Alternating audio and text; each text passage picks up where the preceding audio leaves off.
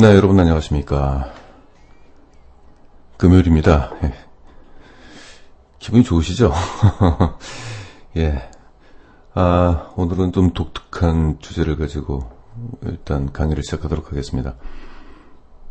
턴어라운드 투자법이라는 거예요.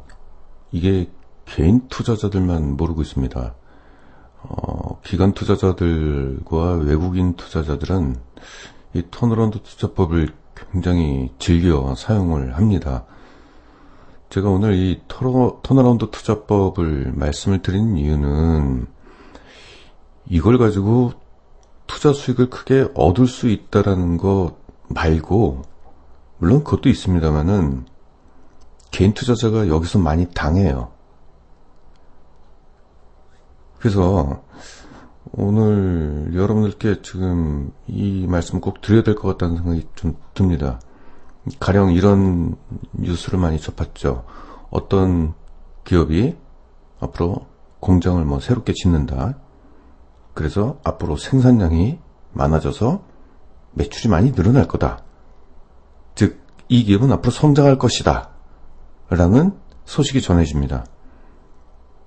그러면은 개인 투자자들은 그 기업의 주식을 사겠죠. 앞으로 이 기업이 성장한다니까 주가도 오를 것이고. 그런데 이상한 일이 생깁니다. 주가가 급락하기 시작합니다. 얼마 전에 SK텔레콤, KT 이런 종목들을 5G 수혜주라고 그래가지고 너도 나도 막 증거세에서 추천을 했어요. 추천을 하자마자 개인 투자자들은 그 주식을 사기 시작했고, 그런데 기관들은 팔기 시작했습니다. 주가는 엄청 많이 떨어졌어요. 당한 겁니다, 개인 투자자가. 오늘 제 강의를 들으시면은 앞으로 그런 부분에 대해서 속지 않으실 거예요. 제가 말씀드리는 턴어라운드 투자라는 것은 기업의 대규모 설비 투자에 따른 비용 추례로 영업이익이 하락하는 그 현상 때문에 실적이 떨어지니까 주가가 떨어지고, 그러다가 내가 팔 때쯤 되면은 참다 못 참아서 팔 때쯤 되면은 주가가 희한하게 다시 오르기 시작합니다. 그 원리를 제가 말씀드릴게요. 왜 그런 현상이 일어나는지. 그래서 오늘은 이게 기업의 설비 투자는 계속적으로 이루어져요. 그러니까 우리가 오랜 기간 동안 자산을 증식해야 되지 않습니까? 이 투자 기간이 앞으로 수십 년간 남아있는데 이런 일들이 계속 반복적으로 우리 앞에 나타날 거예요. 그럴 때마다 계속 당할 것이냐, 아니면은 당하지 않고 오히려 그것을 역이용해서 수익을 낼 것이냐, 이게 굉장히 반드시 중요한 겁니다, 이게. 특히 우리나라 기업의 70%가 제조업이에요. 제조업은 모두 공통점이 하나가 있어요. 공장이 있습니다. 그리고 그 기업이 성장하기 위해선 그 공장에 투자를 해야 돼요. 그럼 예를 들겠습니다. 기업은 그 공장에서 생산할 수 있는 물량이 딱 제한이 있어요. 더 이상 못 만듭니다. 한계가 있어요. 아침 9시부터 오후 6시까지 공장을 가동할 거 아니에요. 그러면 그 공장에서 나오는 물건이 딱 정해져 있지 않습니까? 최대, 맥시멈이 정해져 있잖아요. 그러면 이 기업이 앞으로 향후 성장을 위해서, 매출을 올리기 위해서는 뭘 해야 되느냐? 공장 설비를 늘려야 됩니다. 이 늘리는 과정에서 돈이 나오죠. 돈을 쓰게 되는 것은 뭐다? 영업이익에서 돈을 빼다가 쓰는 겁니다. 따라서 영업이익이 떨어져요. 표면적인 실적이 떨어지게 되는 것이죠. 이 설비 투자가 대규모로 일어날 때는 그 비용이 더 커져서 영업이익이 더 크게 떨어져요. 그래서 지금 시점에서 앞으로 이 기업이 설비 투자를 크게 강행을 해가지고 앞으로 실적이 많이 좋아질 것이다라고 얘기를 하지만은 당장 눈앞에 보이는 주가는 떨어지기 시작합니다. 왜? 이 기업의 실적이 떨어질 거니까 앞으로. 그래서 여기서 많이 당해요. 그래서 이 원리를 지금부터 천천히 하나씩 뜯어보는 시간을 갖도록 하겠습니다. 오늘 원래 다른 주제로 말씀을 드리려고 하다가 제가 이것은 앞으로 다음 주, 다다음 주 정도에 CNBC 방송에서 이 주제로 말씀을 드리는데 이 방송 녹화 시간이 좀 짧다 보니까 구체적으로 말씀을 못 드릴 것 같고 그래서 오늘 예습 판단 측면에서 좀 구체적으로 여러분들한테 말씀을 드릴 테니까 이 턴어라운드에 대한 개념은 반드시 기억하셔야 됩니다. 반드시. 왜? 우리가 투자하는 종목 대부분이 제조업이에요. 이 제조업들은 향후 실적 상승을 위해선 공장에 투자를 할 수밖에 없습니다. 이럴 때마다 어떻게 할 겁니까? 이 원리를 모르면요. 이 기업 좋은데 왜 주가가 떨어지지? 왜 실적이 떨어지지? 이런 의문이 계속 생기게 될 겁니다. 그래서 오늘 방송을 반드시 기억을 해 두시면은 나중에 여러분들이 투자할 때 굉장히 큰 자산이 될 거예요. 지금까지 말씀드리는 책에 나오는 얘기도 아니고요. 이런 강의를 하는 사람들은 대한민국에 아마 저밖에 없을 겁니다. 저밖에 없을 거예요. 일반 전문가들도 모릅니다. 증권 전문가들도. 이것을 하기 위해서는 재무제표를 굉장히 정교하게 분석할 수 있는 사람들만 알 수 있는 내용인데 제가 15년간 기업을 분석을 하면서 이런 것들을 많이 그동안 다뤘기 때문에 여러분들한테 말씀을 드린 내용입니다. 메모지를 갖고 와서 하셔도 되고 좀 기록하셔도 되고요. 자, 시작해 보겠습니다.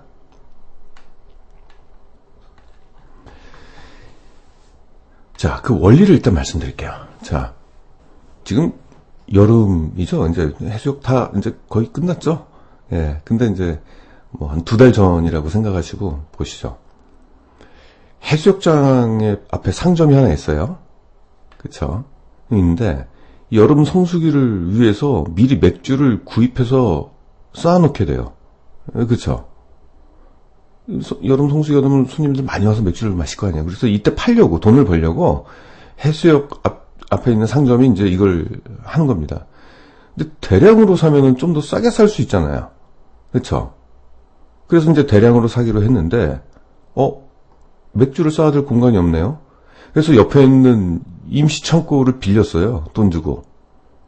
거기다 이제 맥주를 쌓아놓는데, 그냥 쌓을 수 없으니까 대형 냉장고도 구했습니다. 돈이 많이 들어갔네요. 그쵸? 창고 임대비하고 냉장고도 구입을 했어요. 한꺼번에 갑자기 비용이 지출되죠. 그러면 그 주인은 지갑이 좀 얇아지잖아요. 근데 이것도 성에 안 차가지고 은행에서 대출까지 받게 돼요. 그럼 이자가 나가잖아요. 그쵸? 그 비용이 계속 나가네요, 지금.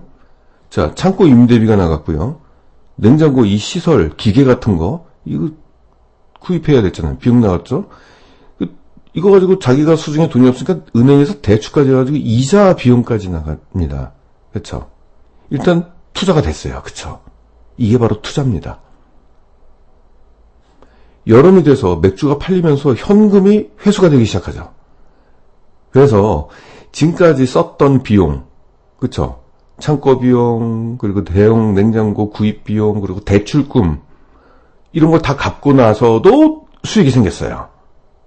자, 결론적으로 말씀드릴게요. 이 상점은 선행 투자를 통해서 미래의 수익을 창출한 겁니다. 지구상에 존재하는 어떤 기업도 돈을 쓰지 않고선 돈을 벌 수가 없습니다. 지금 이익을 내고 있는 기업들 있죠. 대부분이 과거에 모두 선행 투자를 한 결과예요. 이익이 계속 성장하는 기업들은 과거에 이미 투자가 됐다는 얘기예요. 이 원리를 기억해 두시기 바랍니다. 심지어는 대동강에 물을 팔아먹는 사기꾼 봉이 김선달 있죠. 대동강 물을 공짜로 팔아먹는데도 사실 이 사람은 투자를 했어요. 지게꾼에게 같이 이 사기치자고 술과 고기를 미리 접대를 했어요. 이게 선행 투자 한 겁니다, 이게. 심지어는 사기를 치는 사람들도 선행 투자를 해야 돼요.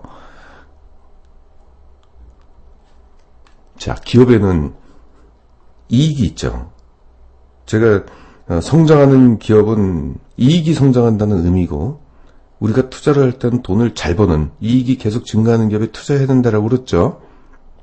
자, 그런 관점에서 다시 말씀드릴게요. 어떠한 기업도요. 일직선으로 이게 성장하는 데가 없어요. 이게 좀 보겠습니다.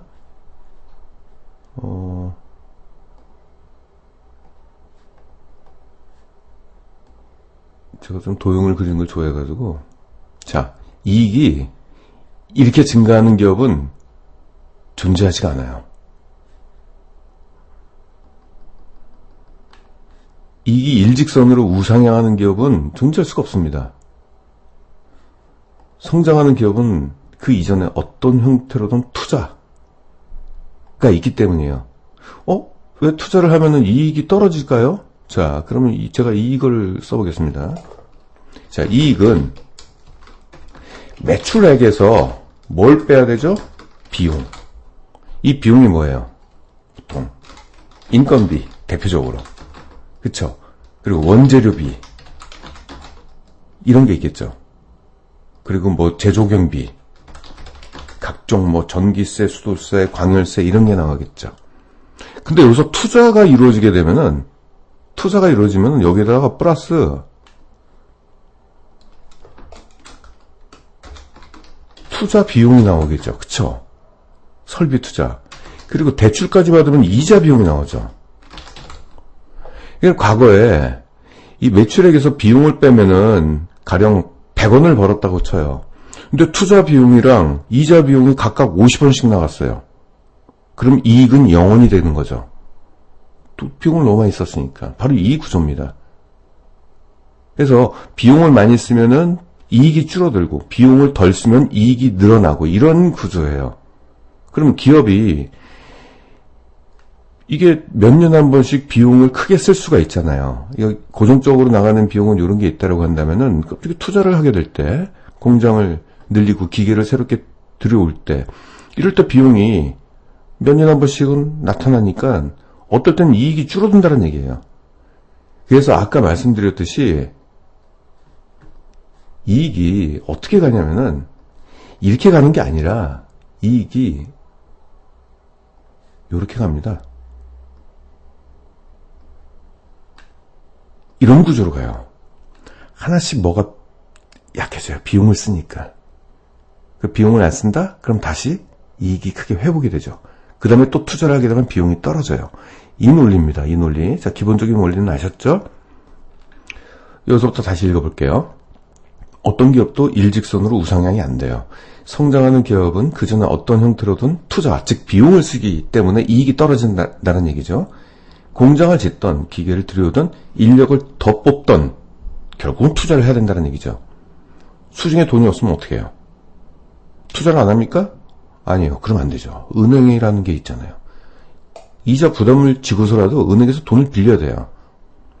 결국 이자 비용이 초기에는 나지만 나중에 이자 비용을 크게 상회하는 이익, 그 이익을 위한 선행 투자가 집행된다는 얘기입니다.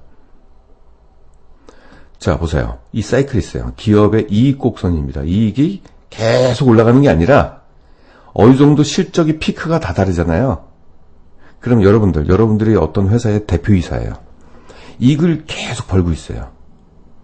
벌고 있는데 계속 이익이 올라갈 것 같죠? 근데 안 돼요. 왜? 경쟁사가 갑자기 대규모 설비 투자를 해가지고 우리보다 생산량이 더 많아져요. 생산량이 많아지면서 신규 거래처를 더 많이 뽑을 수 있어요. 공장에 투자하니까 공장이 커지잖아요. 그러면 신규 거래처를 다시 확보하거나 우리 거래처를 막 더 싸게 물건을 준다라고 꼬셔가지고 뺏어갈 수도 있어요. 생산량이 많아지게 된 그 정도 캐파가 되면은. 그럼 우리는 어떻게 해요? 투자를 해야 되잖아요. 우리도 공장을 크게 늘려야 되잖아요. 이런 경쟁이 일어나는 겁니다. 그래서 실적이 피크일 때, 돈을 많이 벌었을 때 뭐 해야 된다? 그 돈으로 투자를 하게 됩니다. 투자를 하게 되면 이익이 떨어져요. 이게 바로 선행 투자식입니다.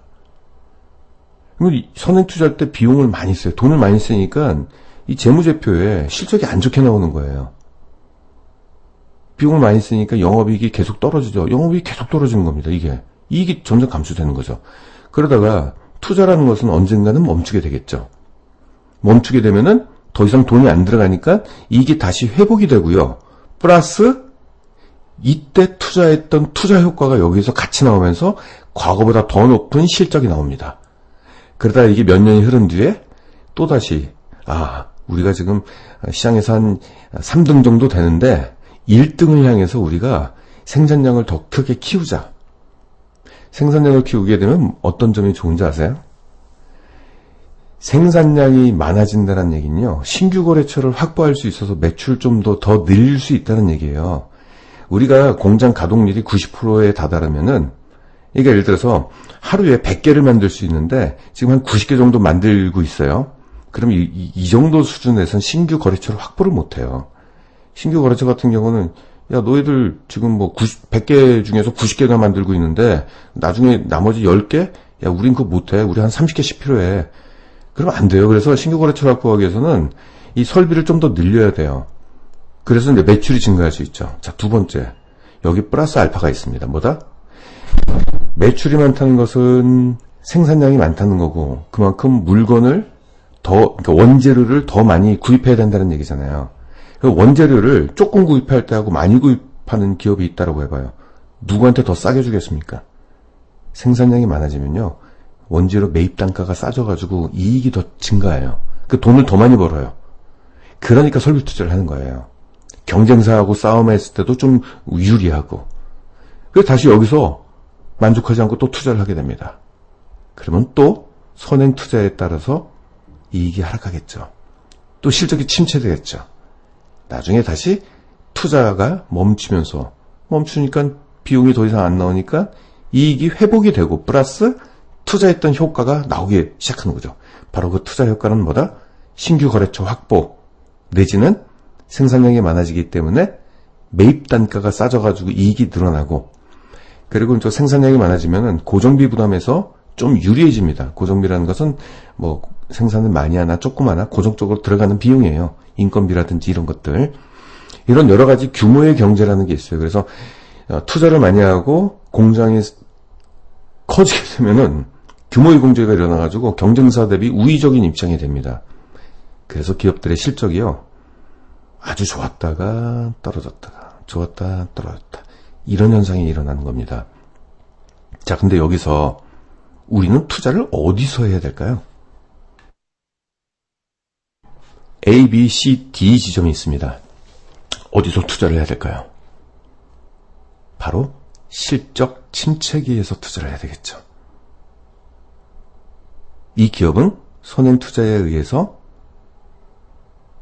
보세요. 실적이 떨어졌죠. 안 좋을 때. 그리고 좋아지죠. 이게 바로 이 여기 B와 C 사이가 턴어라운드 지역입니다. 턴어라운드 한다.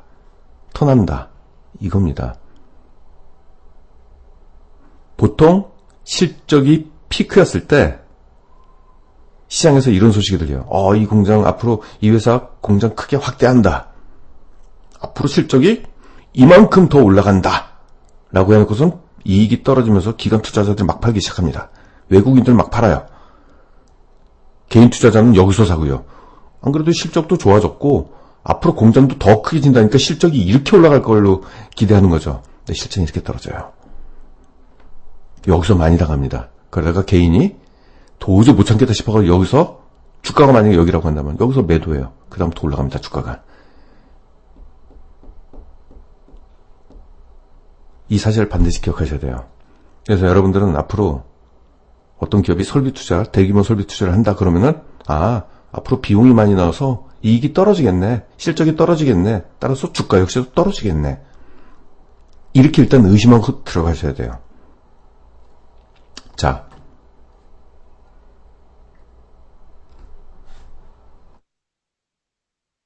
하나씩 다시 한번 확인해 보겠습니다. 선행 투자는 기업의 실적과 재물을 악화시켜요. 선행 투자 시기에는 비용이 증가하면서 이익이 낮아지죠. 현금은 고갈되고 대출 등으로 이자 부담이 커집니다. 가장 힘들 때 B와 C 이쪽이죠. 이때 힘들고 또 이때도 힘들고. 실적은 바닥을 치고 재무 내용은 심각해집니다. 특히 대규모 투자일 경우에는 더 심각해져요. 갑자기 부채가 막 늘어나요. 이 돈이 없다 보니까 원재료를 외상으로 원래 사왔는데 돈을 갚아야 되는데 못 갚아요. 돈이 없으니까 수중에. 그래서 부채 비율이 늘어나고요. 여기다가 또 대출은 또 많이 받아가지고 이자 비용이 막 늘어나가니까 순이익이 뚝뚝 떨어져요. 그러니까 수중에 돈이 없어요. 나중에는 어떻게 되냐면요. 더 이상 대출을 받을 돈이 없을 경우에는, 대규모 투자할 경우에는 은행에서 대출을 받을 때 그 공장을 담보로 대출을 받잖아요. 신용대출이라는 게 없어요. 기업에서는. 담보대출입니다. 무조건. 근데 담보를 다 잡혀버리면은 더 이상 대출을 못 받아요. 그럴 경우는 어떻게 해요? 유상증자를 하게 되는 거잖아요. 최악이죠. 유상증자까지 하면 주가 떨어지는 거는 뭐 눈에 불을 보듯 하죠. 사채 끌어다 쓰죠 또. CB하고 BW. 그러니까 최악으로 상황을 치닫습니다. 그러니까 주가 하락은 더 커지겠죠. 근데 우리는 이걸 이용해야 돼요. 역이용해야 됩니다. 자, 이제부터 예를 들어서 말씀 좀 드릴게요. 철수가 있는데, 철수가 설비, 공장, 이 투자는 턴어라운드 이 스토리를 한번 들어보십시오. 아, 지금 철수가 지금 이 상황이에요. 실적이 피크 아주 자신감이 있어요. 철수는 생산 규모를 2배로 키우기로 마음을 먹었어요. 얘가 뭐냐면은 이제 돋보기 사업을 하는데, 이 향후 이제 고령화 시대가 되면 돋보기가 더 많이 팔릴 것 같아서, 야, 지금도 잘 팔리는데 앞으로 더 많이 팔릴 거야. 그래서 공장을 2배로 키우자. 이렇게 마음을 먹은 겁니다. 공장 돋보기 생산량이 2배로 많아지면 어떻게 돼요? 매출액이 늘어나고 영업이익도 크게 증가할 수 있어요. 그럼 철수가 돈을 더 많이 버는 거잖아요. 또한 원재료를 대량으로 싸게 구매해서 수익률까지도 더 좋아져요. 과거보다. 자, 이런 욕심에서 2배로 키우기로 했습니다. 설비 투자를 시작했어요. 그러면 설비 투자가 뭐예요? 건설이잖아요. 공장을 짓는 거잖아요. 그러니까 공사 비용이 발생했죠. 그래서 공사 비용을 장부에다가, 회계상부에다가 기입을 했어요. 그러니까 이 공사 비용이 나오니까 영업이익이 하락했습니다. 자, 영업이익은 뭐다? 매출액 빼기 비용이잖아요. 그래서 건설 비용이 들어가니까 이익이 떨어지는 겁니다, 이게. 이게 바로 선행투자 시기예요. 이 철수가 앞날이 걱정이 돼요. 왜? 아직 공사 절반도 못 미쳤고, 향후 그 공장에다가 비싼 기계까지 들어가야 되잖아요. 그리고 각종 구축물, 공구 이런 것도 사야 되죠. 비용이 계속 추가될 거예요. 이렇게 되면은 어떻게 돼요? 비용이 점점 늘어나면서 영업이익이 떨어지고 순이익까지 하락할 거지 않습니까? 이러면은 이러한 표면적인 실적이 떨어지면 주가 역시도 떨어져요.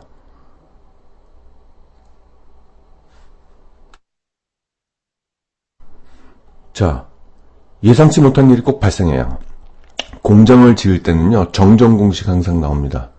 정전공식이 뭐냐면은, 공장을 지을 때는 보통 언제까지 짓겠다, 가령 2019년도 12월 안에 짓겠다라고 하잖아요. 항상 늦어요. 항상 늦어집니다. 한 3개월 이상 늦어져요. 내년도 3월 달로 연기가 됩니다. 자, 공사가 연기가 되면 어떻게 비용이 더 늘어납니다. 꼭 항상 그래요. 예기치 못한 일이 꼭 생깁니다. 그 공사 비용이 또 증가됐어요. 그럼 어떻게 돼? 이 수중에 있는 남아있는 돈이 없잖아요. 그러니까 결국은 이자를 받아가지고 이자까지 감수하면서 대출을 받아요. 그래서 철수가 회계장부에 그 대출금 액수하고 이자 비용을 기재를 딱 하니까 부채 비율이 늘어나는 거잖아요. 이게 대출받은 그 부채잖아요, 그게. 부채 비율이 높아지고 순이익이 감소합니다. 왜? 이자는 영업이익과는 상관없어요. 순이익이 감소해요. 왜냐면 영업과 관계없는 이익이냐 손실이냐 이제 그건데, 순이익 여기서 이자 비용이 나가는 것은 뭐 구체적으로 말씀드릴 필요까지는 없습니다만 순이익이 감소해요. 아무튼 자, 순이익 감소면 어떻게 돼요? 순이익 감소하면 주당 순이익 EPS가 낮아지면서 기업이 고평가가 되는 거잖아요. 졸지에 투자 매력도가 뚝뚝 떨어지는 겁니다. 순이익이 떨어지면 투자 매력도가 떨어져요. 왜? 보통 시장에서는 PER 가지고 이 회사가 저평가냐 고평가냐를 따지는데 PER에는 뭐가 들어있냐면 주당순이익이 들어가 있잖아요. 주당순이익이 높아지면은 그 기업의 PER은 매력적으로 변하는 거고 그 저평가되는 거고, 떨어지면은 주당순이익이 떨어지면은 PER이 높아 보이고 비싸 보이거든요. 그러니까 주가가 안 오르는 거죠. 그러니까 떨어지는 거예요. 이게 이익이 감소하면 왜 주가가 떨어지냐? 당연하죠. 시장에서 가장 중요한 지표인 PER이 높아지니까 투자 매력도가 떨어지니까 사람들이 주식을 내다 파니까 주가가 떨어지는 거죠. 자, 안 그래도 공사 비용으로 영업이익과 순이익이 하락했는데 이자 비용 때문에 순이익이 더 하락했겠습니다. 이자 비용 이거 만만한 게 아니에요. 이 기업의 실적에 굉장히 큰 영향을 미칩니다. 이 이자 비용이. 제가 이자 비용을 굉장히 민감하게 살피는 사람 중에 한 명입니다. 보통 우리나라의 상장기업의 순이익률이 10%가 안 돼요. 7, 8%밖에 안 돼요. 근데 이자 비용이 3, 4%입니다. 그거 엄청나게 큰 돈이에요, 그게. 자, 넘어갈게요. 자, 그래서 어떻게 우여곡절 끝에 공장을 완공을 했어요. 공장을 완공했어요. 그러면 이제 철수 입장에서는 이익이 발생할 것이라고 여겼어요. 이제 공장 다 끝났으니까. 근데 막상 공장을 완공하니까 생각지도 못했던 골치 아픈 일이 여기저기서 터져 나옵니다. 뭐다? 공장을 완공해서 죄송합니다. 에어컨 많이 켜가지고 잠시만요.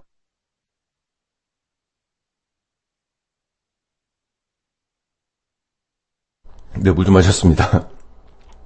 공장을 완공해가지고 생산 규모가 2배가 늘었는데, 생산 규모가 2배가 늘었으면 주문도 2배가 들어와야 되잖아요. 근데 그게 안 되잖아요. 갑자기 그럴 수는 없잖아요. 영업사원 풀어가지고 막 영업을 하더라도 갑자기 느닷없이 공장 2배 늘었다고 거래처가 2배로 늘어나진 않지 않습니까? 그래서 어떻게 했는데 주문량이 고작 한 20% 정도 증가한 거예요. 생산 규모는 2배 늘었는데 매출은 고작 20%가 조금 더 증가했을 뿐입니다. 그럼 어떻게 돼요? 공장 가동률이 낮아져요. 이게 어떤 문제냐면은 생산 규모가 늘어났는데 그만큼의 주문이 아직 안 들어왔기 때문에 이 고정적인 비용이 계속 증가해요. 이게 뭐냐면은 그러니까 생산 규모가 늘던 말던 간에 공장에서 그러니까 매출이 높던 낮던 간에 인건비는 그대로 진행이 되는 거잖아요. 그렇죠? 인건비는 그대로 진행이 되잖아요. 직원들이 열심히 일한다고 월급 더 많이 줍니까? 그거 아니잖아요. 직원들이 일거리가 없어가지고 탱탱 놀아요. 아침부터 오후까지. 그렇다고 월급을 안 줍니까? 월급을 깎습니까? 그거 아니죠. 그러니까 이게 마찬가지로 고정적인 비용이 계속 나간다는 얘기죠. 생산 규모가 2배가 는다는 것은 그만큼 이런 비용이 늘어요. 왜냐면 이 고정비가 생산 규모가 늘어나면 사람 더 뽑아야 되잖아요. 그렇죠? 그리고 공장 캐파가 늘어나면 전기세가 더 늘어나고 이렇게 늘어나지 않습니까? 근데 고정비가 증가한 거예요. 즉 기업의 손익분기점이 늘어났다라고 보시면 돼요. 근데 주문량이 적어요. 그러니까 고정비에 대한 부담이 커지는 거예요. 이 제조업, 특히 이제 제조업의 대표이사는 사실상 그렇습니다. 고정비와의 전쟁이에요. 손익분기점이란 뭐냐면 이 고정비를 얘기하는 거거든요. 보통 우리 많이 들었죠. 손익분기점을 넘냐, 넘지 못하느냐. 넘으면 이익이고요. 못 넘으면 적자입니다. 근데 설비 투자를 하면요. 손익분기점이 더 높아져요. 그래서 매출을 더 많이 달성을 해야 돼요. 그래서 고정비를 뚫고 올라가야지 이익이 되는 거예요. 아무튼 공장을 2배로 늘려가지고 고정비가 크게 증가했는데 주문량이 요거밖에 안 돼요. 즉 매출액이 별로 안 늘었다는 얘기죠. 그러니까 고정비 부담이 커지는 거죠. 적자예요. 공장 완공했는데 적자가 났어요. 그리고 또 하나 더 심각한 거 있어요. 이 새로운 기계를 들여오잖아요. 그럼 여기서 새로운 기계에서 굉장히 품질 좋은 제품들이 막 쏟아져 나올 것 같죠? 천만에요. 이 기계들을 이렇게 라인을 딱 할 때 옆으로 한 5mm만 이게 틀어져도요. 첨단 제품 같은 경우는 불량품들이 계속 쏟아져 나옵니다. 불량품 다 갖다 버리면 되는 거 아니냐? 아니죠. 불량품은 그 안에 이미 돈 주고 비싸게 돈 주고 사온 원재료가 다 들어가 있잖아요. 그리고 인건비까지 다 포함이 되는 겁니다. 제조 경비가 다 들어간 거예요. 그래서 이 불량품이 낮아지면은 굉장히 기업의 타격이 심합니다. 그래서 예전에 그 삼성그룹의 그 이건희 회장이 삼성 반도체 수율, 불량품의 비율이죠. 수율이 별로 안 좋을 때, 하이닉스보다도 안 좋았을 때 대경로를 해가지고 삼성 반도체를 안 사고 하이닉스 반도체를 사온 적이 있었어요. 화가 너무 나가지고. 니들이 만든 거 수율이 안 좋으니까 니들 거 안 사, 이 자식들아. 화가 너무 나가지고. 어떻게 경쟁사의 제품을 사올 정도로 화가 났습니까? 아무튼 그래서 수율에 목숨을 걸었어요. 이게 되게 중요해요. 제조업 중에서는 수율이 굉장히 중요한데 처음에 공장을 만들어서 새로운 기계가 들어오면 수율이 엉망이 돼요. 이게 그래서 대규모 적자가 일어납니다. 그래서 공장 완공되면은 그다음부터 이 기업이 흑자 전환할 것 같지만 사실상 그게 아니란 얘기죠. 현실적으로. 제가 이걸 많이 목격했습니다. 정말로 많이 목격했어요. 불량품도 늘어나서 생산 효율성이 크게 낮아지죠. 여기다가 전기세, 가스세, 수도세, 인건비, 그리고 감가상각비 이런 것들은 수율이 좋던 나쁘던 매출이 좋던 나쁘던 그냥 나갑니다. 그냥. 그리고 대출금 이자 계속 나오죠? 그리고 또 웃긴 게 있어요. 금리까지 높아집니다. 왜 금리가 높은지 알아요? 이자 비용이 높아져요. 왠지 아세요? 보통 기업들이 설비 투자할 때요, 금리가 낮을 때 투자를 해요. 금리가 낮을 때 투자해가지고 저리로 은행에서 돈을 빌려와요. 근데 시간이 지나면은 이게 금리가 낮을 때 하면은 더 이상 금리가 더 떨어질 수도 있지만 대부분이 금리가 높아집니다. 그렇죠? 정부에서도 그래요. 어느 정도 설비 투자가 됐다? 그래서 사람들이 물건을 많이 생산하고 막 그렇다? 그러면은 물가가 이 정도 되면은 금리를 높입니다. 이게. 그래서 금리가 높아집니다. 부담이 더 커지는 거예요. 철수가 이 모든 비용을 회계장부에 기록했어요. 공장을 준공하고 나서. 그러다가 이익이 곤두박질 치면서 대규모 적자가 발생합니다. 그래서 우리는 항상 그래요. 공장을 짓는다? 공장이 완공되는 시점 있죠? 이때가 가장 기업이 힘들 때입니다. 대규모 적자가 발생될 때가 바로 이때예요. 공장이 완료되는 시점에. 그래서 어떤 분들은 공장이 완료되는 시점에 그 기업을 살려고 그러는데 갑자기 4분기 때 영업이익이 대규모 적자가 일어나는 경우가 있어요. 그래서 깜짝 놀라는 경우가 있어요. 이상하다. 공장 2분기 때 다 졌는데 왜 4분기 때 이익이 이렇게 폭발적으로 떨어지지? 보면 이제 2분기 때는 그 기업의 어떤 손실 이런 것들을 회계장부에다가 적용 안 하다가 4분기 때 그 불량품 있죠. 불량품들을 한꺼번에 처리를 해버립니다. 그래서 재고자산 손실 이런 것들이 발생해야 돼요. 그걸 재고로 갖고 있다가 4분기 때 한꺼번에 버려요. 이런 부분이 있습니다. 그래서 결과적으로 공장을 완공하면 이익이 생길 줄 알았던 철수는 굉장히 큰 충격이 빠졌습니다. 여기서 이렇게 파란색으로 밑줄 친 거 있죠? 대부분의 설비 투자를 하는 기업들이 항상 발생하는, 고질적으로 발생되는 이슈예요. 특히 대규모 설비 투자를 하는 기업들은 항상 이런 이슈가 더 크게 발생이 됩니다. 그러니까 이 부분을 항상 여러분들이 이런 사례가 있구나 기억해 두시면 투자에 굉장히 도움이 돼요. 근데 이상한 일이 생겼어요. 이 최악의 상황인데 주가가 오르기 시작한 거예요. 이 최악에서. 참 희한해요. 보통 최악의 경우 예상치는 못했던 실적 하락, 이러다가 망하는 거 아니야? 이런 시점인데 갑자기 주가가 오르기 시작해요. 그 전에 막 떨어지다가. 이거 기억해 두셔야 돼요. 이게 어떤 시기냐면요, 이렇게 좀 제가 말씀드릴게요.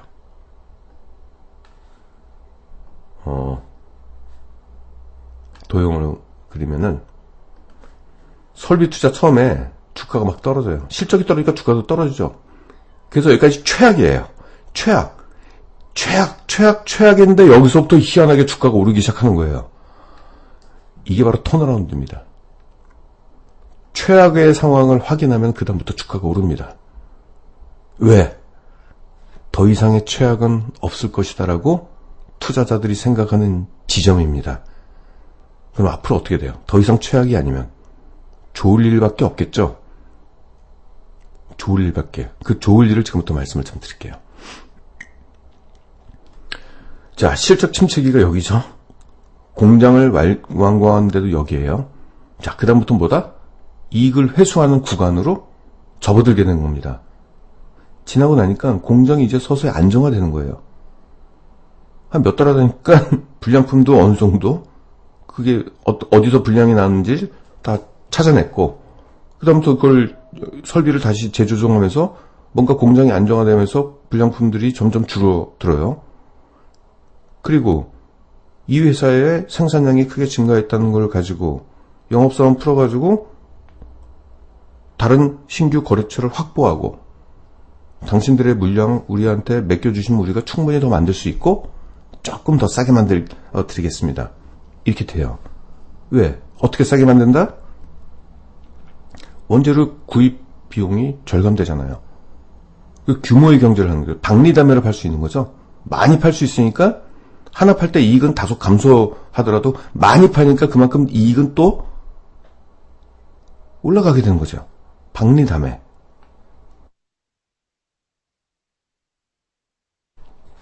철수가 안도의 한숨을 쉬기 시작했어요.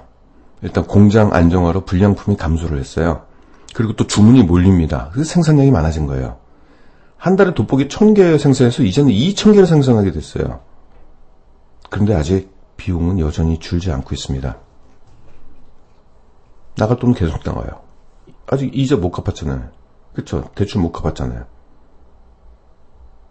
철수가 이 비용을 회계장부에 기록을 했어요. 그런데 놀라운 일이 생겼습니다. 영업이익이 상승한 거예요, 갑자기. 비용이 계속 나오는데. 이보다 매출이 증가를 하면서 고정비 절감 효과가 나타납니다. 즉, 매출액이 이 고정비인 손익분기점을 넘기 시작했어요. 그러면서 이익이 갑자기 생기기 시작한 거예요. 비용은 그대로 나가는데 매출액이 증가하니까 영업이익이 올라가게 되는 거예요. 매출액이 상승하면서 영업이익도 따라 상승하기 시작했다. 현금이 들어오면서, 그쵸? 영업이익이 들어가니까 이제 순이익이 생겨요. 현금이 들어오잖아요. 그럼 대출금을 되갚았어요. 그랬더니 어떻게 해요? 이자 비용이 감소가 되네요. 옛날에 이자 비용으로 50억씩 나갔던 게 30억으로 확 줄었어요. 그럼 이익이 증가하게 되는 거죠. 한 해가 지나면서 감가상각비가 또 줄게 됩니다. 감가상각비는 좀 더 뒤에서 말씀드릴게요. 이게 뭐냐면은, 그래서 최악의 실적과 재무 악화를 걷던 철순의 돋보기는 실적 회복을 넘어서 이제는 사상 최대 실적을 기대하게 됐습니다. 끝없이 하락했던 주가는 어느덧 최고가를 향해 치닫고 있죠. 자, 지금까지 말씀드린 이 원리를 개인 투자자들만 모르고 있어요. 보통 우리나라 펀드 매니저들이 가장 좋아하는 이 투자법이 턴어라운드 투자법이에요. 여기다가 공매도 세력까지 겹치게 되면요, 주가 하락폭은 더 크고요, 상승폭은 더 큽니다. 이 골이 깊으면은, 그쵸? 골이 깊으면 그만큼 상승폭도 크잖아요. 많이 주가가 내릴 만큼 주가 상승폭은 더 크겠죠. 거기다 공매도 세력까지 가미하게 되면은요, 그 폭이 굉장히 커요. 그래서 이것들이 개인들만 모르고 있어도 개인들이 여기서 굉장히 많이 당해요. 근데 이 사실을 만약에 개인 투자자가 알게 되면은 역으로 이용해서 굉장히 큰 투자 수익을 얻을 수가 있습니다. 중요한 점은 이것은 우리가 보유하고 있는 종목에서 계속 나와요, 이런 현상들이. 우리가 보유한 종목들에서 이런 현상이 나온다니까요. 그러니까 내가 보유한 종목에 지금 설비 투자를 하고 있는지 안 하는지 이런 것들을 아셔야 돼요. 공시에 나옵니다. 신규 설비 투자, 대규모 설비 투자다. 이래버리면 그 종목은 매도하셔야 돼요. 단기간 내엔. 그리고 설비 투자가 끝나면은 그때 들어야 되겠죠. 제가 얼마 전에 TV 방송에서 대한약품 계속 설명드렸죠. 그리고 또 크린앤사이언스를 설명했죠. 근데 저희 회원은 저희 회원들에게는 그 종목을 아직 추천하지 않았습니다. 저 역시도 그 종목을 보유하고 있지 않아요. 그런데 왜 방송에서 그렇게 나와서 얘기했을까요? 그 종목은 굉장히 앞으로 성장 가능성이 높은데 지금 턴어라운드 국면에 빠진 종목입니다. 그래서 앞으로 성장성이 굉장히 높아진다는 얘기예요. 근데 최근에 실적은 별로 안 좋아요. 비용이 많이 나왔기 때문에. 나중에 여러분들한테 그 종목이 턴어라운드가 되는 것이 확실하게 드러나게 될 경우에 정혜원 방에서 추천하게 될 겁니다. 요걸 한번 이 수치로 한번 좀 가져와서 설명을 드릴게요. 자, 이 회사가 투자하기 전에 생산 규모가 1000개 정도 만들 수 있는 게 맥시멈 1000개를 만들 수 있는 기업이에요. 그리고 얘들이 공장 가동률 100% 돌려가지고 1000개를 다 생산하고 있다고 쳐요. 그리고 고정비가 한 100만 원, 1000만 원이라고 치고 개당 원가가 10,000원이에요. 그리고 판매가를 11,000원으로 정해서 하나 팔 때마다 1,000원씩 이익이 생긴다라고 쳐요. 자, 이런 구조, 이거 외우실 필요는 없습니다. 그냥 이해만 하시면 돼요. 이런 기업이 있는데 생산 규모를 2,000개로 늘렸어요. 2배로 공장을 늘린 거예요. 그렇다고 생산량이 2,000개가 되느냐? 단기에는 그렇게 안 되죠. 한 영업사원 풀었더니 한 200개 정도 더 수주를 받아본 거예요. 그래서 1,200개가 됐어요. 가동률이 어떻게 돼요? 60% 떨어졌어요. 그 전에는 1,000개 생산 캐파에서 1,000개를 만드니까 공장 가동률이 100%였는데 60%로 떨어지죠. 그럼 어떻게 된다? 고정비는 어떤 변화가 있다? 과거에는 1,000만 원이었으면 월 1,000만 원씩 나간다고 한다면은 지금은 생산 규모를 2배로 늘렸기 때문에 한 1,500만 원 정도의 비용이 나가는 거예요. 그러면 개당 생산 원가가 과거에는 10,000원이었는데 12,500원이 된 거예요. 생산 원가가 2,500원이 더 붙었어요. 그럼 판매가는 그대로죠. 1,100원. 이럴 때 어떻게 해요? 이익이 마이너스가 되는 거죠. 1,500원에 마이너스가 되는 거죠. 이게 손실이 난 겁니다. 왜 손실이 났다? 공장은 2배로 늘리고 생산량도 과거에 비해서 20%가 늘었는데 고정비 부담 때문에 그렇습니다. 그래서 이 제조업 같은 경우는요, 공장을 함부로 늘리면 큰일 나요. 그냥 적자로 부도가 납니다. 그래서 언제 한다? 언제 공장 투자한다? 거래처로부터 혹은 전방 산업으로부터 앞으로 이 산업이 계속 성장될 것이라는 시그널을 받으면, 신호가 나오면, 혹은 거래처로부터 나 김 사장한테 물건 더 사고 싶은데 더 주문해도 돼? 안 되지. 공장 더 이상 안 되지. 자기가 공장을 2배로 키우면 내가 자기한테 물량 많이 발주를 할 텐데 아쉽네. 이런 얘기가 서로 얘기가 됐고, 그래? 그럼 내가 공장을 크게 확보하면 내 물건 사줄 거야? 그래서 어느 정도 각 계약이 돼야지만 공장을 크게 짓습니다. 반대로 이걸 뒤집어 놓고 보면은 기업이 신규 설비를 투자한다는 것은 그만큼 위험을 무릅쓰고도 설비를 투자한다는 얘기는 이 기업이 앞으로 성장할 가능성이 높다는 얘기예요. 내 단기의 실적은 이렇게 엉망이 되는 거죠. 자, 그러면 안정화 단계를 얘기할게요. 생산 규모가 2,000개인데 생산량이 그동안 신규 거래처를 확보해가지고 2,000개가 됐어요. 가동률이 100%가 됐네요. 그러면은 고정비가 감소합니다. 생산 원가는 6,000원으로 떨어져요. 12,500원에서 6,000원 떨어집니다. 그럼 판매가를 동일하게 11,000원으로 했을 경우에 과거에 1,000원 벌었던 게 5,000원으로 늘어나는 거죠. 단순 계산으로 하게 된다면. 이 고정비가 왜 준다? 감가상각비가 감소됐기 때문에 그렇습니다. 감가상각비가 감소가 되기 때문에 비용이 줄어요. 감가상각비는 뒤에서 다시 말씀드릴게요. 자, 결론부터 말씀드릴게요. 이 계산법을 알 필요는 없어요. 대충 이해만 하시면 돼요. 자, 투자를 하게 되면 비용 곡선이에요. 비용이 크게 올라가죠. 올라간 만큼 이익 곡선, 이익은 떨어집니다. 그러다가 이 비용이 점점 감소하죠. 왜 감소한다? 건설 비용, 감가상각비, 이자 비용이 이제 돈을 갚으면서 혹은 시간이 지나면서 점점 감소하게 돼요. 그럼 여기서 반대로 이익이 증가하는 거죠. 바로 이 위치. 비용이 가장 많이 나와서 이익이 가장 크게 떨어진 이 위치가 이 회사의 바닥입니다. 이때 투자를 하셔야 되는 거죠. 그래서 저 같은 경우는 이런 이해도가 좀 높고 재무제표를 정교하게 분석을 할 수 있고 설비 투자 지금 상황, 감가상각비, 이자 비용 모든 것들을 계산을 해서 이 기업이 지금 가장 바닥이다라는 신호를 알게 됩니다. 그래서 그때 회원분들께 그 관련된 종목을 추천하죠. 저희가 턴어라운드 관련된 종목이 몇 개가 있어요. 앞으로 높은 실적 성장이 기대가 됩니다. 자, 그러면은 여러분들한테 몇 가지 더 팁을 좀 알려드릴게요. 보통 대규모 설비 투자할 경우에는 아까 얘기했듯이 이 곡선이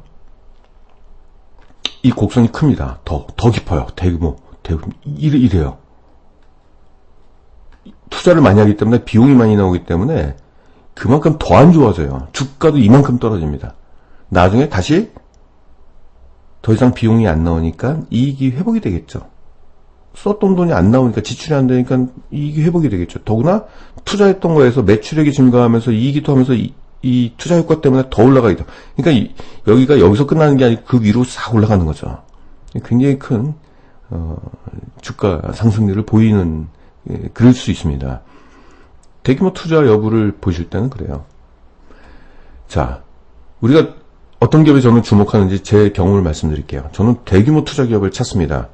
가끔 그래요. 경영자들이 어떤 기업에 사원을 건 굉장히 모험적인 투자를 하는 경우가 있어요. 야, 이때 굉장히 좋은 기회가 있다. 거래처로부터 엄청난 물량이 들어오기로 했는데 우리 공장이 너무 작아.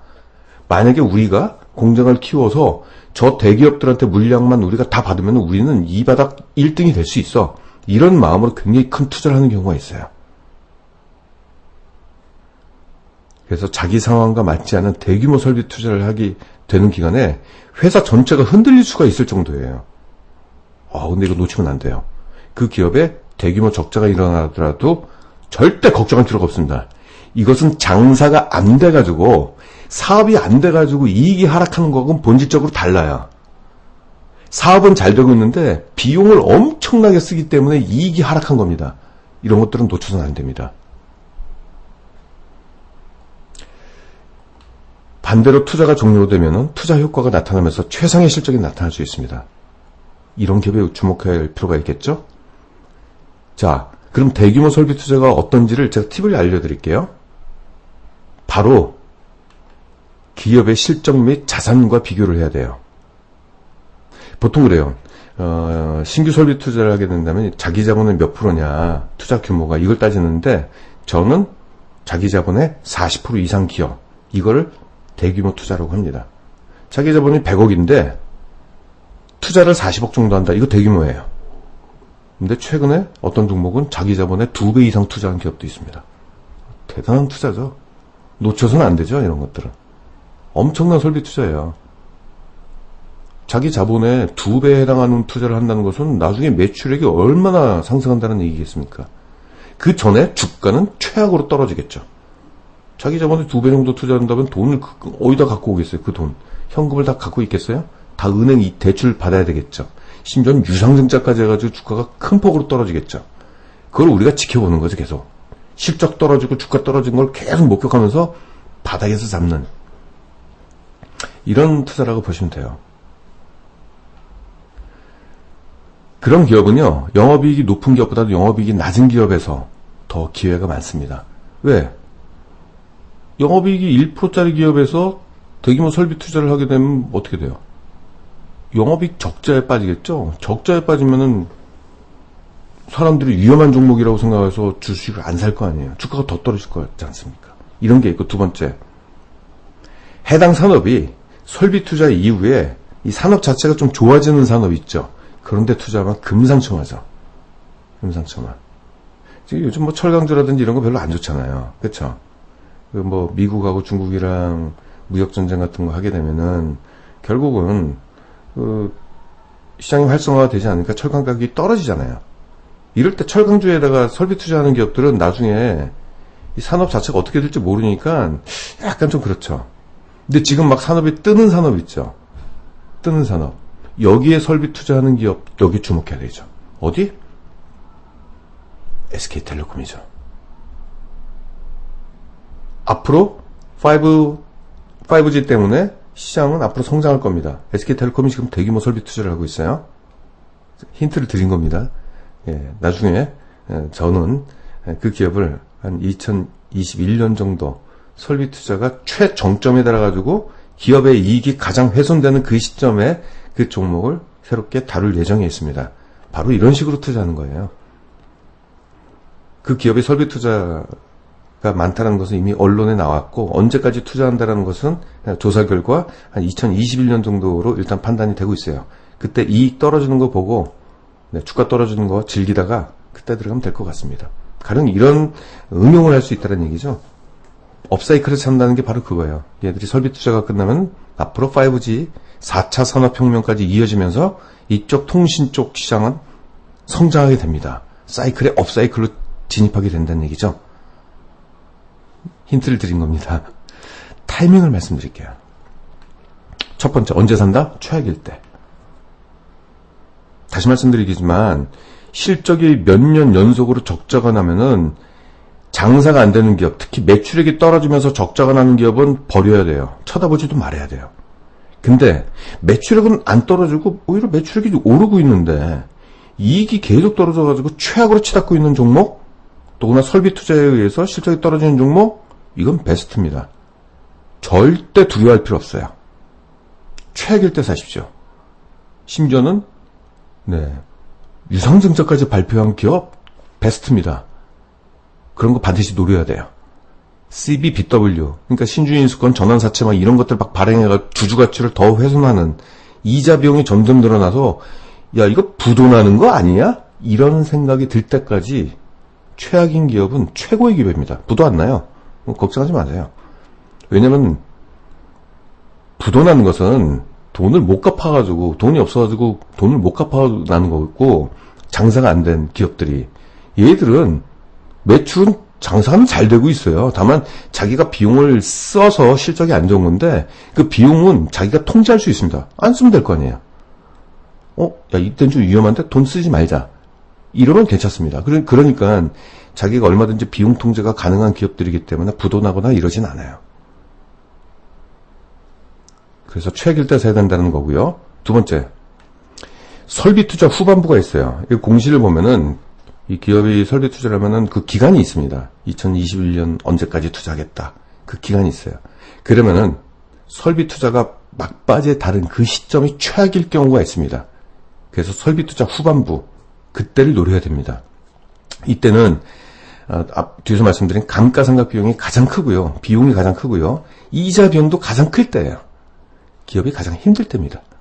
이때가 바로 최악이에요. 아까 위에서 최악에서 사라고 그러셨죠? 예, 이때가 투자하는 게 맞습니다. 자, 감가상각비라는 게 뭐냐면은, 자, 가령 1,000억짜리 기계를 샀다라고 쳐요. 2019년도에. 그럼 2019년도에 비용이 1,000억이 발생된다? 아니에요. 이 기계가 한 5년 쓴다고 생각하시죠? 5년. 그러면은 이 사용 연수라는 게 있어요.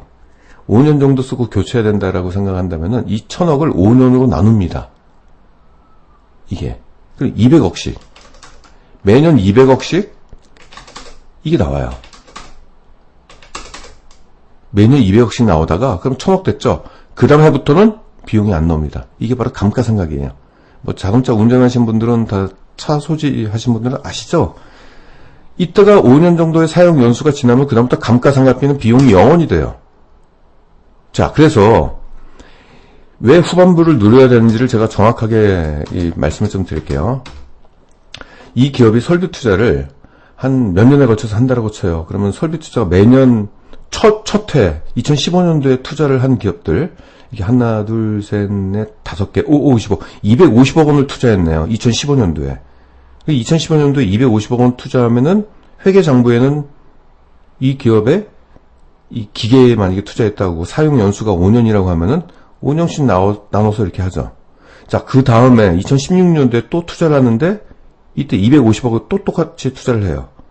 그럼 이것도 다 나누죠.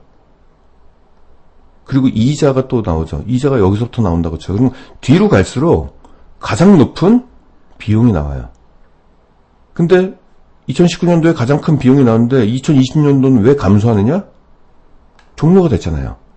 5년 사용연수가 있는 제일 처음에 설비 투자했던 것이 종료가 되면서 비용이 감소가 되면서 이익이 증가하는 구조가 돼요. 그럼 설비 투자 두 번째 했던 거, 2016년에 했던 것은 2021년도에 종료가 되죠? 그러면 2021년도에는 어떻게 돼요? 비용이 하나도 없네요. 감가상각비가 다 줄어버리네요. 그리고 또 이자, 돈을 번 기업이 이제 투자해가지고 나중에 이제 투자 효과에 따라서 돈을 벌잖아요. 그러면 이자부터 갚습니다. 대출금부터 갚아요. 그럼 이자가 갑자기 한꺼번에 상환이 돼요. 따라서 2021년도 되면은 비용이 0원이 돼요. 가령 비용이 0원이 되는 기업은 없지만 가령 예를 든다면은 비용이 크게 줄어든다는 건 뭐예요? 이익이 큰 폭으로 회복이 된다는 얘기죠.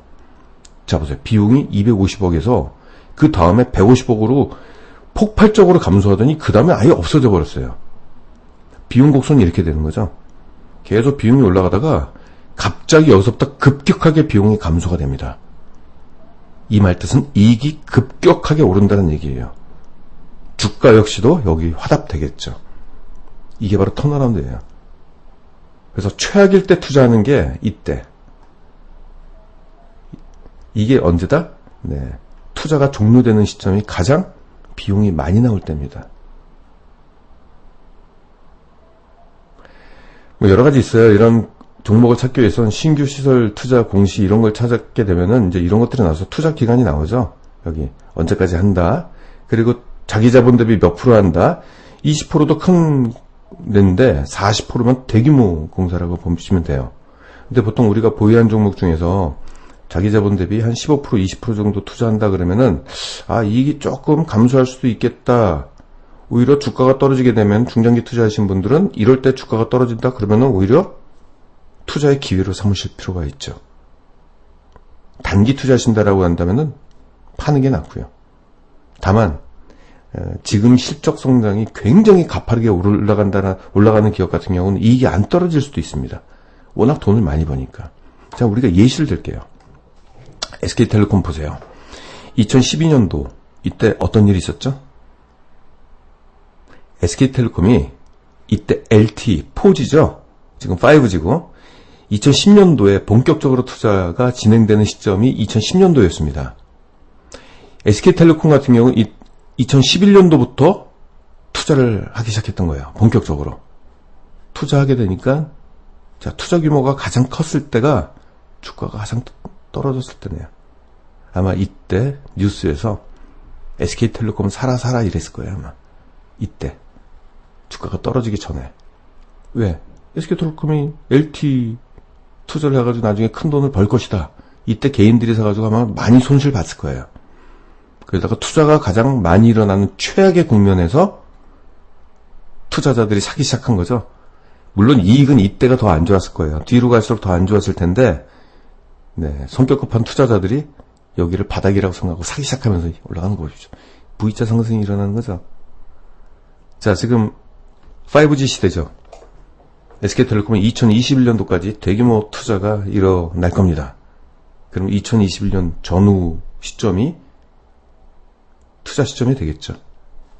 한국타이어 볼까요? 한국타이어 같은 경우는 설비 투자가 가장 컸을 때가 2014년도 때인데 이때 주가가 계속 떨어지고 2015년도가 돼가지고 주가 하락폭이 너무 크다 보니까 여기서 투자자들이 여기가 바닥일 것이다 생각하고 이제 사기 시작한 거죠. 에코프로 볼까요? 에코프로는 별로 떨어지지도 않았어요. 왜냐면은 설비 투자를 대규모로 하는데 워낙 지금 2차전 쪽에서 돈을 많이 벌 거라고 기대되니까 그냥 주가가 올라갔습니다. 타이밍을 볼게요. 밑으로 내려가서. 보통 실적이 떨어지게 되면은 표면 실적이 떨어지면 주가 역시도 떨어져요. 이게 지금 주가예요. 주가 떨어지면 언제 산다? 바닥을 못 맞춰요. 바닥은 논리적으로, 합리적으로 결정되는 게 아니에요. 이 기업에 턴어라운드가 된다라는, 특히 이제 대기업 같은 경우는 턴어라운드가 된다라는 것을 기관 투자자 외국인들 다 알고 있어요. 그래서 여기서 엄청난 눈치 싸움이 됩니다. 그래서 보통 사람들이 여기까지 떨어지기를 기대해요. 보통 이 가격은 과거의 전저점입니다. 보통 여기까지 떨어졌으면 좋겠는데 라고 기대를 해서 여기서 사고 싶어 하는데 성격 급한 사람들이 미리 사기 시작합니다. 이렇게. 그래서 사실상 시장에서 기대했던 가격대까지 떨어지지 않는 경우가 많더라고요. 경험상. 그래서 이때는 어떻게 산다? 사실상 이게 바닥이잖아요. 결과적으로 시간이 지나고 나니까 이게 바닥이잖아요. 사실상 이때 못 사요. 운이 좋아서 이때 얻어 걸린 사람이 있는데 보통 1차 매수, 2차 매수, 3차 매수, 4차 매수 그래가지고 분할 매수하는 것이 정석입니다. 그래서 분할 매수하다 보면은 가장 저점에 근접해가지고 주식을 싸게 매입하게 되는 거죠. 이런 기업이 있어요. 이건 투자 규모가 작을 경우, 자, 투자 규모가 클 경우에는 비용이 워낙 많이 나오기 때문에 이익이 하락폭이 더 커지죠. 그럼 주가 하락폭도 커집니다. 근데 이것은 투자 규모가 좀 작을 때는 이익 하락폭이 그렇게 크지가 않기 때문에 주가 하락도 아주 급격하게 떨어지진 않아요. 그리고 이 기업이 또 실적이 또 좋아진 기업에서 투자를 할 수 있잖아요. 실적이 점점 늘어나는데 투자 비용이 나오더라도 워낙 실적이 좋기 때문에 이익 하락폭이 크지 않는 기업들, 이런 기업들은 이렇게 완만하게 가죠. 이럴 때도 마찬가지 1차, 2차, 3차 매수 이런 식으로 비중을 가져가시면 됩니다. 이런 기업은 실적 역시도 굉장히 좋은 상황이기 때문에 이 역시도 주가 상승 굉장히 큽니다. 이익이 조금 떨어졌다고 그래가지고 덜 올라가는 것보다는 워낙 지금 시장 상황이 좋으니까 더 많이 올라갈 거예요. 그래서 이게 U자형과 이 V자형 이 두 가지로 크게 나눠요. 근데 대규모 설비 투자를 하게 된다면 이런 현상이 나오겠죠. 자, 오늘은 여러분들께 이 턴어라운드 투자 기법에 대해서 이 이론을 말씀을 드렸어요. 이걸 알게 되면 두 가지를 깨우치게 됩니다. 하나, 앞으로 대규모 설비 투자, 무슨 공장을 짓는다라고 했을 때 조심하자. 일단 팔자. 이런 거고요. 두 번째, 공장 증설이 다음 달에 완료가 돼? 그러면 매수하는 관점에서 한번 보자. 왜? 완료가 되는 시점이 실적이 제일 안 좋았을 수도 있고 주가 역시도 바닥일 수도 있으니까 매수 관점에서 접근하자. 이렇게 되면은 여러분들이 지금까지 이 사실을 모르셨던 분이 이것을 알고 실천하시게 된다면은 설비 투자 때문에 주가 하락을 두들겨 맞지는 않는다라는 것 첫 번째, 잃지 않는다. 두 번째, 그것을 역이용해서 투자를 하게 된다면 돈을 번다. 과거에는 잃었지만 이번에는 잃지 않을 뿐더러 플러스 알파 투자 수익을 거둘 수 있다. 굉장히 중요하죠. 제가 보유하고 있는 여러 종목 중에서 설비 투자 관련된 종목들이 항상 있어요. 그럼 저는 설비 투자를 굉장히 중요하게 생각합니다. 그래서 향후에 거둬들일 수익이 더 크기 때문에 그런 거죠. 그리고 설비 투자가 진행되는 기업은 더 싸게 살 수 있기 때문에 굉장히 높은 수익이 기대되는 종목들이 대거 있습니다. 그래서 이러한 투자 기법, 여러분들이 과거에는 저평가 성장주에 대한 얘기를 제가 지금까지 많이 말씀드렸죠. 그래서 저의 포트폴리오에는 크게 세 가지가 있어요. 1년에 한 50개 종목을 제가 다뤄요. 포트폴리오에. 저 회원들한테 추천드리는 게 50개 이상은 추천을 안 합니다. 왜냐면 최상인 종목들만 선별하다 보니까 그러니까 저평가 최상위, 턴어라운드 최상위 뭐 이런 종목만 하다 보니까 50개를 넘어버리면은 별로 매력도 없는 종목들도 막 투자하게 되잖아요. 그러니까 최고의 매력도 있는 종목만 투자하다 보니까 50종목 안에서만 투자를 하게 되는데 그 안에 턴어라운드 종목이 있고요. 저평가 성장주가 있습니다. 두 개가 합해져 있는 종목도 있죠. 당연히. 턴어라운드 종목이니까 저평가되기도 하고 합친 종목이 있고 또 하나가 있다면 수혜주, 테마주 이거죠. 저번에 공시했던 대로 절대로 놓쳐선 안 된 두 개의 글로벌 테마가 있죠. 전 세계가 동시다발적으로 터지는 2차 전지하고 5G입니다. 5G 끝난 거 아닙니다. 다시 말씀드리지만 5G가 수혜를 받는 기간이라는 게 수혜를 받는 그 기간별로 수혜받는 종목들이 따로 있어요. 지금 기지국 관련된 종목들이 수혜를 받았죠. 자, 그 다음 수혜를 받는 종목들이 있습니다. 아직 제대로 오르지도 않았어요. 그리고 2차 전지, 네, 지금 투자하셔야 됩니다. 그래서 이번 주에 2차 전지 관련된 종목 두 종목이 나갔어요. 그래서 들어오시게 된다면 관련된 리포트를 보실 수 있고, 또 두 번째, 제가 계속적으로 기업 분석 리포트를 발행하면서 이 턴어라운드에 대한 사례를 계속 말씀을 드릴 거예요. 어떤 지표를 보면서 턴어라운드에 투자를 어떻게 해야 될지에 대한 그런 것들도 많이 여러분들한테 말씀을 드릴 수 있습니다. 그래서 저는 여러분들한테 뭐 당장 들어오셔가지고 무슨 떼돈을 번다 이 관점보다도 우리가 평생 자산을 증식시켜야 되잖아요. 그럼 투자법을 이해를 하시고 그걸 배우셔야 되죠. 그래서 공부하고 싶으신 분들은 저한테 오십시오. 얼마든지 저의 기법을 모두 공개하고 가르쳐 드리겠습니다. 네, 오늘도 또 1시간 이내인데 또 올랐네요. 시간 또 추가했습니다. 10분 추가했네요. 다음 시간에 또 여러분들한테 알찬 내용 가지고 찾아뵙겠습니다. 여러분들 주말 행복한 주말 보내시기 바랍니다. 수고하셨습니다.